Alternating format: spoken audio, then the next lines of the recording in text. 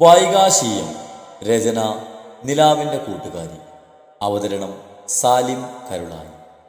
പെട്ടെന്നുള്ള അവൻ്റെ അടിയിൽ അവളുടെ മുഖം ഒരു ഭാഗത്തേക്ക് ചെരിഞ്ഞു പോയി. ഓട്ടോക്കാരന് ക്യാഷ് കൊടുത്തിറങ്ങിയ കല്യാണിയും പെട്ടെന്നുള്ള അവൻ്റെ പ്രവൃത്തിയിൽ ഞെട്ടിത്തെറിച്ച് പോയിരുന്നു. എവിടെ തെണ്ടാൻ പോയതായതടി പൊന്നെ? ഞാൻ മിണ്ടരുത്. നിനക്കെന്താടി ഫോൺ എടുത്താ? വേറെയുള്ളവർ എത്ര ടെൻഷൻ അടിച്ച് നാറിയോടി പുന്നാര മോളെ. നിനക്ക് മേലിൽ ആവർത്തിച്ചാ? അവളുടെ നേരെ വിരൽ ചൂണ്ടി ഒരു താക്കീതോടെ അതും പറഞ്ഞുറങ്ങുന്ന കുഞ്ഞിനെയും കൊണ്ട് ദക്ഷ ഉള്ളിലേക്ക് പോയി. മോളെ. കണ്ണീരോടെ അവൻ പോകുന്നത് നോക്കി നിന്നപ്പോഴാണ് കല്യാണി നമ്മളെ വിളിച്ചത്. സാറില്ലേ ചി, പെട്ടെന്ന് അവൻ വീട്ടിൽ വന്നപ്പോൾ ആരെയും കാണാതെ പേടിച്ചിട്ടുണ്ടാകും. എന്നാലും തല്ലേടിയിരുന്നില്ല. ഒന്നുമില്ലെങ്കിൽ കാര്യം എന്താണെങ്കിലും തിരക്കായിരുന്നു. മോള് വാ, നമുക്ക് ഉള്ളിലേക്ക് പോകാം. വീട്ടിലെത്തിയ ദക്ഷൻ അപ്പോഴും തൻ്റെ ദേഷ്യം കെട്ടടങ്ങിയില്ലായിരുന്നു. ഒന്നും അറിയാതെ മയങ്ങുന്ന കുഞ്ഞിൻ്റെ നിഷ്കളങ്കമായ മുഖത്തേക്ക് നോക്കുമ്പോൾ അവനുള്ളിൽ ദേഷ്യമെല്ലാം മരിഞ്ഞു പോകുന്നത് പോലെ തോന്നി. ഇവരെ കാണാതെ വന്നപ്പോൾ തൻ്റെ അവസ്ഥയെ ആലോചിച്ചതും അവൻ കുഞ്ഞിനെ ഒന്നുകൂടെ നെഞ്ചിലേക്ക് ചേർത്ത് പിടിച്ച് ആ കുഞ്ഞു നെറ്റിയിൽ ചുംബിച്ചു. പിന്നെ പതിയെ ബെഡിലേക്ക് കിടത്തി ആ നിറകയിൽ തലോടി കുറച്ചു നേരം അവിടെ ഇരുന്നു. ഓർമ്മയിലേക്ക് കവളിൽ കൈവച്ച് നിറകണ്ണുകളോടെ തന്നെ നോക്കുന്നവളുടെ മുഖം തെളിഞ്ഞു വന്നതും തലയൊന്ന് കുടിഞ്ഞ് ഫ്രഷാകാൻ വേണ്ടി ബാത്റൂമിലേക്ക് കയറിപ്പോയി. ദക്ഷ ഫ്രഷായി താഴേക്ക് ഇറങ്ങുമ്പോൾ കണ്ടത് വീട്ടിലേക്ക് പോകാൻ നിൽക്കുന്ന കല്യാണിയാണ്. കാശി എവിടെ? അവിടെയൊന്നും അവളെ കാണാതെ വന്നതും ദക്ഷ തെല്ലൊരു മടിയോടെ ചോദിച്ചു. റൂമിലുണ്ട്. അവർ പകൽ സമയം കുഞ്ഞിനെ കിടത്തുന്ന റൂമിലേക്ക് ചൂണ്ടിക്കാണിച്ചുകൊണ്ട് പറഞ്ഞു. സാർ. ആ റൂമിലേക്ക് നടക്കാൻ തുനിഞ്ഞതും പിന്നിൽ നിന്നും കല്യാണിയുടെ വിളി കേട്ട് തിരിഞ്ഞു നോക്കി. അത് പറയുന്നത് കൊണ്ടൊന്നും തോന്നരുത്. സാറ് മോളോട് ചെയ്ത് ശരിയായില്ല. കാര്യം അറിയാതെ തല്ലേണ്ടിയിരുന്നില്ല. പെട്ടെന്ന് കുഞ്ഞിനെ അങ്ങനെ അവസ്ഥയിൽ കണ്ടപ്പോൾ മോൾ ഒത്തിരി പേടിച്ചു പോയിരുന്നു. ഉള്ളിൽ അമർഷം അടക്കി നിർത്തി അവർ പറഞ്ഞതും കല്യാണി പറഞ്ഞതെല്ലാം കേട്ട് ദക്ഷ ഞെട്ടിപ്പോയിരുന്നു. കുഞ്ഞിനെന്താ പറ്റിയേ? അത് പിന്നെ സാറ് പോയി കുറച്ച് കഴിഞ്ഞപ്പോഴേക്ക് കുഞ്ഞിന് പനി തുടങ്ങിയിരുന്നു. മോൾ ഒന്നിനും സമ്മതിക്കാതെ നല്ല വാശിയായിരുന്നു. മരുന്ന് കൊടുത്ത് ഉറക്കി കെടുത്തി പോയതായിരുന്നു. പിന്നെ മോളുടെ കരച്ചിൽ കേട്ട് വന്ന് നോക്കുമ്പോൾ കാണുന്നത് വായിന്ന് നുരയും പതയൊക്കെ വന്ന് ബോധം പറഞ്ഞ് കിടക്കുന്ന കുഞ്ഞിനെയാണ്. സാറിന് ഒരുപാട് വിളിച്ചു, കിട്ടിയില്ല. പിന്നെ വൈകണ്ടെന്ന് കരുതി വേഗം ഹോസ്പിറ്റലിലേക്ക് കൊണ്ടുപോയതാ. രാവിലെ പോയതാ, പിന്നെ വൈകിട്ടാണ് വരുന്നത്. അതിൻ്റെ ഇടയിൽ ഒരു തുള്ളി വെള്ളം പോലും കുടിച്ചിട്ടില്ല. കുറേ നിർബന്ധിച്ചെങ്കിലും കാര്യമൊന്നും ഉണ്ടായില്ല. എഴുന്നേറ്റ പലതും കഴിക്കാൻ പറയണേ. അതും പറഞ്ഞ് അവർ പോയതും ദക്ഷിന് കാര്യം അറിയാതെ അവളെ ശിക്ഷിച്ചതിൽ നോവ് തോന്നി. അവർ പോയതും അവൻ പതിയാ റൂമിൻ്റെ ഡോറ് തുറന്ന് ഉള്ളിലേക്ക് കയറിയതും കാണുന്നത് ബെഡിൽ മുഖമമർത്തി കിടന്നിരുന്ന കാശിയാണ്. അടഞ്ഞ കണ്ണിൽ നിന്നും മിഴിനീര് ഒഴുകുന്നുണ്ട്. അവളുടെ കവളിൽ തിണത്ത് കിടക്കുന്ന തൻ്റെ കൈവിരൽ പാട് കണ്ടതും ദക്ഷിൻ്റെ തല കുറ്റബോധത്താൽ താഴ്ന്നു പോയി. കവളിലാരോ തലോടുന്നത് പോലെ തോന്നി മിഴികൾ തുറന്ന് നോക്കിയതും മുന്നിൽ നിൽക്കുന്ന അസുരനെ കണ്ട് ഞെട്ടി വേഗം ബെഡിൽ നിന്ന് എഴുന്നേറ്റു. താൻ എണീറ്റിരുന്നത് കൊണ്ടാണെന്ന് തോന്നുന്നു ആ കൈകൾ വേഗം പിൻവലിച്ചിരുന്നു. നെഞ്ചിനകത്ത് ഒളിപ്പിച്ചു വെച്ച സങ്കടം പുറത്തേക്ക് വരുന്നു തോന്നിയതും നിറഞ്ഞ കണ്ണുകൾ മറച്ചു പിടിക്കാനെന്ന വണ്ണം മുഖം തിരിച്ചിരുന്നു.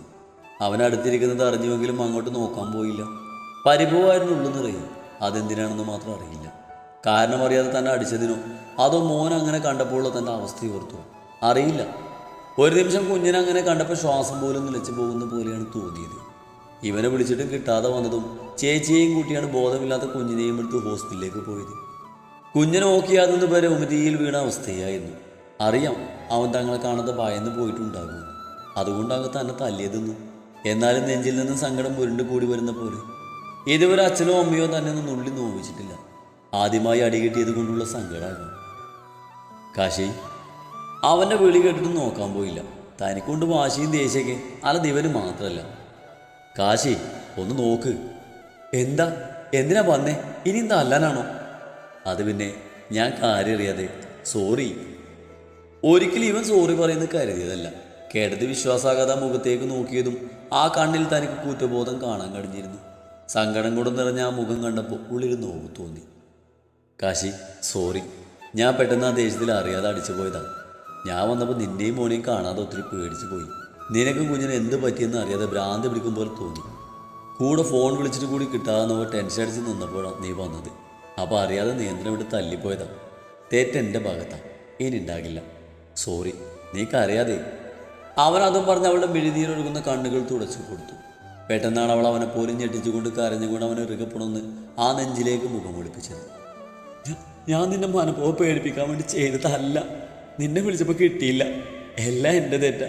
ഹോസ്പിറ്റലിൽ എത്തിയിട്ടും ഞാൻ നിനക്ക് വിളിച്ചില്ല. പെട്ടെന്നുള്ള പ്രവൃത്തിയിൽ അവൻ ഞെട്ടിപ്പോയിരുന്നെങ്കിലും അവനും അവൾ അടർത്തി മാറ്റിയില്ല. അവളുടെ കണ്ണീര് വീണ്ടും അവൻ്റെ നെഞ്ചിനെ നനക്കാൻ തുടങ്ങിയതും ദക്ഷി പതിയെ അവൾ അടർത്തി മാറ്റി.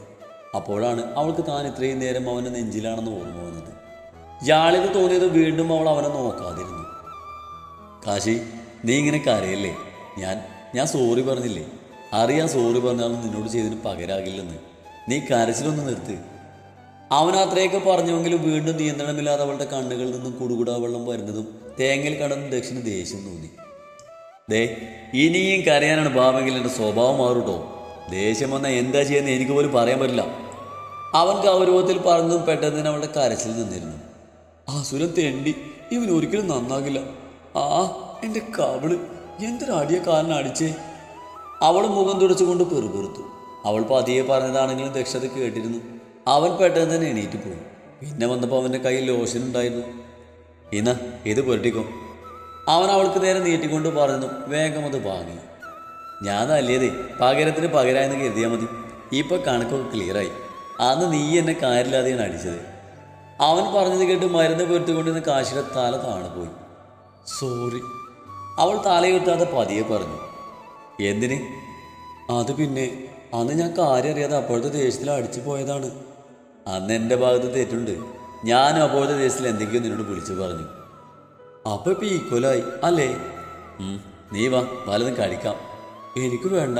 കുഞ്ഞെവിടെ? മുകളിൽ ഉറങ്ങാണ്. ഇതിനു മുമ്പ് കുഞ്ഞിനിങ്ങനെ ഫിക്സ് ഉണ്ടായിട്ടുണ്ടോ? ഇല്ല, ഇതാദ്യമായിട്ടാണ്. ഞാനൊരു കാര്യം കൂടി ചോദിച്ചോട്ടെ. കുഞ്ഞിന് എത്ര ദിവസം വരെയാണ് ഫീഡ് ചെയ്തത്? കാശിയുടെ ചോദ്യം കിടന്ന് ദക്ഷിൻ്റെ മുഖം മങ്ങി. എൻ്റെ കുഞ്ഞിന് അതിലുള്ള ഭാഗ്യം പോലും കിട്ടിയിട്ടില്ല കാശി. കലക്കി കൊടുത്ത പാലിൻ്റെ രുചിയാണ് എൻ്റെ കുഞ്ഞ് ആദ്യം അറിഞ്ഞത് തന്നെ. അതിൻ്റെ കുറവ് അവനുണ്ട്. അത് പറയുമ്പോൾ അവൻ്റെ ശബ്ദം ചെറിയ ഡ്രസ്സുണ്ടായിരുന്നു.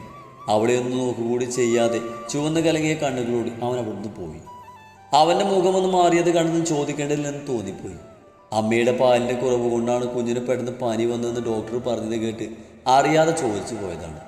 പാവം, അവൻ താൻ ചോദിച്ച വിഷമായി കാണും. കുറച്ചു നേരം കൂടി അവിടെ ഇരുന്നു. പിന്നെയാണ് ഓർത്തത് രാത്രിയിലേക്ക് കഴിക്കാനൊന്നും ഉണ്ടാക്കി വെച്ചില്ലെന്ന്. ഉച്ചയ്ക്ക് ഉണ്ടാക്കി വെച്ചതൊക്കെ ഉണ്ടാകും. ഇപ്പം അതൊക്കെ തണുത്ത് പോയിട്ടുണ്ടാകും. വേഗം മുഖം കഴുകി തുടച്ച് കിച്ചണിൽ ചെല്ലുമ്പോൾ കാണുന്നത് ഉണ്ടാക്കി വെച്ചതെല്ലാം ചൂടാക്കി ടേബിളിലേക്ക് എടുത്തു വെക്കുന്ന ദക്ഷിണിയാണ്. തന്നെ, ഇത് ഞാൻ ചെയ്തോളാം. വേണ്ട, കഴിഞ്ഞു. നീ ഇരുന്നു, കഴിക്കാം. ഭക്ഷണം വായിലിട്ട് ചവക്കുമ്പോൾ ചെറിയ വേദന തോന്നി. അസുരം തെണ്ടി, നല്ല അടിയാണ് അടിച്ചത്. അവൻ്റെയൊക്കെ കയ്യിൽ പെടുന്നവരെ സമ്മതിക്കണം. ഇതിപ്പോൾ പല്ലിളകിയെന്ന് തോന്നുന്നത്. മനസ്സിൽ ചീത്ത വിളിച്ച് മുഖമുയർത്തി അവനെ നോക്കിയതും ആള് ഭക്ഷണമായിട്ട് മൽപിടുത്തത്തിലാണ്. ഞാൻ നോക്കുന്നത് കണ്ട് പുരികം പൊക്കി എന്താണെന്ന് ചോദിച്ചതും ചുമൽ കൂച്ചി ഒന്നുമില്ലെന്ന് കാണിച്ച് എങ്ങനെയൊക്കെയോ കടിച്ചെന്ന് വരുത്തി എഴുന്നേറ്റു.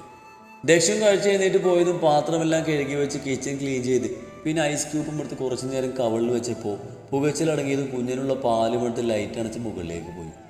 റൂമിലേക്ക് ചെല്ലുമ്പോൾ ദക്ഷ അമ്പൂട്ടിനെ എടുത്ത് ബെഡിലിരിക്കുകയാണ്. കുഞ്ഞിനിപ്പോൾ ഉണർന്നതേ ഉള്ളൂ തോന്നുന്നു. പനിയുടെ ക്ഷീണം കാരണമായിരിക്കാം അവൻ്റെ തോളിൽ തലയും വെച്ച് കിടപ്പുണ്ട്. ഇടയ്ക്ക് ചിണുങ്ങുന്നുണ്ട്. ദക്ഷി ബെഡിലേക്ക് കിടത്താൻ ശ്രമിക്കുമ്പോൾ ആൾ കരയാൻ തുടങ്ങും. അവനപ്പോൾ ആ ശ്രമം ഉപേക്ഷിക്കും. പനിച്ചേ പിന്നെ നല്ല വാശിയാണ്. ഒരു ദിവസം കൊണ്ട് കുഞ്ഞിന് വല്ലാതെ വാടിപ്പോയിരുന്നു. ക്ഷീണം ബാധിച്ച ആ മുഖം കണ്ടതും വല്ലാത്ത നോവ് തോന്നി. തൻ്റെ സാമീപ്യം മറിഞ്ഞതും തലയുയർത്തി കൈകൾ തനിക്ക് നേരെ നീട്ടി പതിഞ്ഞ സ്വരത്തിൽ കുഞ്ഞൻ വിളിച്ചതും ദക്ഷി കുഞ്ഞനെ കയ്യിൽ തന്ന് ലാപ്പും എടുത്ത് ഓഫീസ് റൂമിലേക്ക് പോയി. ഇപ്പം കുഞ്ഞിന് ചെറിയ ചൂടുണ്ട്. മരുന്ന് കൊടുക്കാനാണ് പണി. പനി മാറാനുള്ള സിറപ്പ് കൊടുത്തതും കുഞ്ഞൻ കരയാൻ തുടങ്ങിയതും വേഗം ഫീഡിംഗ് ബോട്ടിലെടുത്ത് വായിൽ വെച്ച് കൊടുത്തതും കരച്ചിൽ മാറ്റി. പാല് കുടിച്ച് കുഞ്ഞനുറങ്ങിയതും പതിയെ ബെഡിലേക്ക് കിടത്തി എണീക്കാൻ നിന്നതും എണീറ്റ് കരച്ചിൽ തുടങ്ങിയതും എടുത്ത് തോളിലൂടെ ഇട്ട് കുറച്ചു നേരം നടന്നു. അപ്പോഴേക്കും വർക്ക് കഴിഞ്ഞ് ദക്ഷം വന്നിരുന്നു. നീ മരുന്ന് കൊടുത്തോ? കൊടുത്തു. എന്നിട്ടും കുറവൊന്നുമില്ല. മാറിയില്ലെങ്കിൽ നാളെ ഇവനെ സ്ഥിരം കൺസൾട്ട് ചെയ്യുന്ന ഡോക്ടറുടെ അടുത്തേക്ക് കൊണ്ടുപോകാം. എന്നാലും പെട്ടെന്ന് പനി വരാൻ എന്താ പറ്റിയാവോ? തൻ്റെ തോളിൽ കിടന്ന അമ്പൂട്ടൻ്റെ മുടിയിൽ തഴുകി ആ കുഞ്ഞിക്കൈകളെടുത്ത് ചുംബിച്ചുകൊണ്ട് അവൻ പറഞ്ഞത് കേട്ട് ആ താലമുണ്ട് അടിച്ച് പൊട്ടിക്കാനാണ് തോന്നിയത്. അല്ല പിന്നെ അവനൊന്നും അറിയില്ല. കുഞ്ഞിന് പനി വരാൻ കാരണം നീ തന്നെയാണ്. ഞാൻ നിന്നോട് ഇന്നലെ പറഞ്ഞതല്ലേ കുഞ്ഞിനെയും കൊണ്ട് ആ മഞ്ഞ് കൊണ്ട് ബാൽക്കണി ഇരിക്കണ്ട, പനി വരുമെന്ന്. നീ കേട്ടോ? അങ്ങനെയൊന്നും ഉണ്ടാകില്ലെന്നല്ലേ പറഞ്ഞത്. ഇപ്പം എന്തായി? കാശി ദേശത്തിൽ പറഞ്ഞത് കേട്ട് ദക്ഷി പറ്റിപ്പോയി എന്ന ഭാവത്തിൽ അവളെ നോക്കി തലചൊറിഞ്ഞു. ഇനി ആവർത്തിക്കില്ല, പോരെ? ഓ, ഇവളെന്താ ഇങ്ങനെ? അബദ്ധം പറ്റാത്തവരായിട്ട് ആരെങ്കിലും ഉണ്ടാകുമോ? ദക്ഷ അവൾ കുഞ്ഞിനെയും കൊണ്ട് ബെഡിൽ പോയി ഇരിക്കുന്നത് നോക്കി പതിയെ പേര് കൊടുത്തു.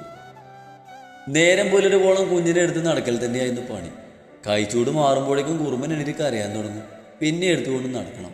ഇടയ്ക്ക് ദക്ഷിണ ഞാനും മാറുമടി എടുക്കുന്നത് കൊണ്ട് ഒരാശ്വാസമായിരുന്നു. രാവിലെ കുഞ്ഞിൻ്റെ ശബ്ദം കേട്ടാണ് എണീറ്റത്. നോക്കുമ്പോൾ ആളുണർന്ന് കിടന്ന് തൻ്റെ കഴുത്തിലെ താലിച്ചേനിൽ പിടിച്ച് നല്ല കടിയിലാണ്. പനി മാറിയിട്ടുണ്ട്, ഇപ്പം ചൂടൊന്നുമില്ല. പനി മാറിയത് കൊണ്ട് ഇപ്പം ചെറിയ ഉഷാറൊക്കെ ഉണ്ട്.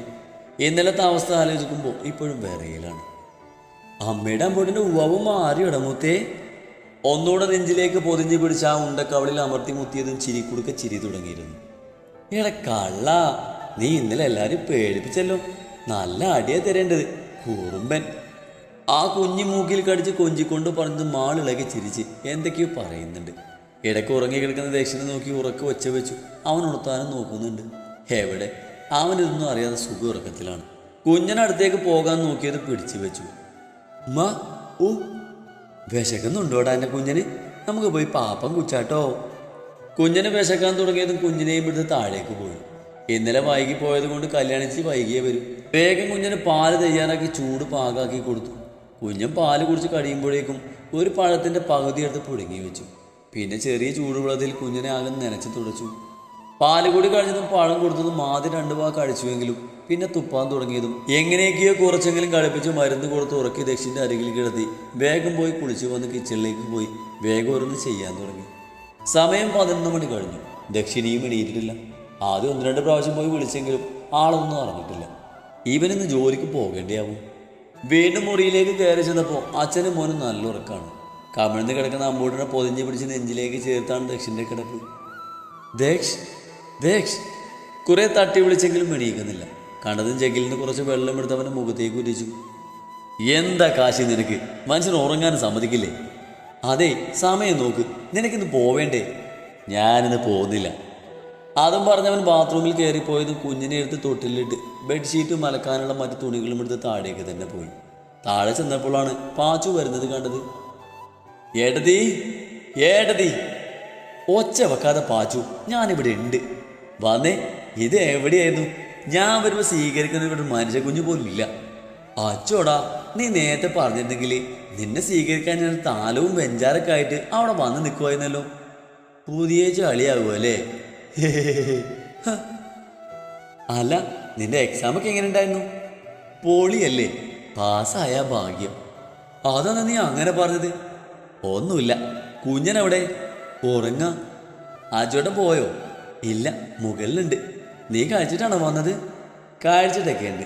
എന്നാലും എടുത്ത് വെച്ചോ, അപ്പോഴേക്ക് ഞാൻ ഒന്ന് ഫ്രഷ് ആയിട്ട് വരാം. അതും പറഞ്ഞവൻ ചാടിത്തുള്ളി മുകളിലേക്ക് പോയി. മിത്രയുടെ വരവ് വൈകക്ക് ഒരു തിരിച്ചടിയാവുന്നു. കാത്തിരുന്ന് കാണാം.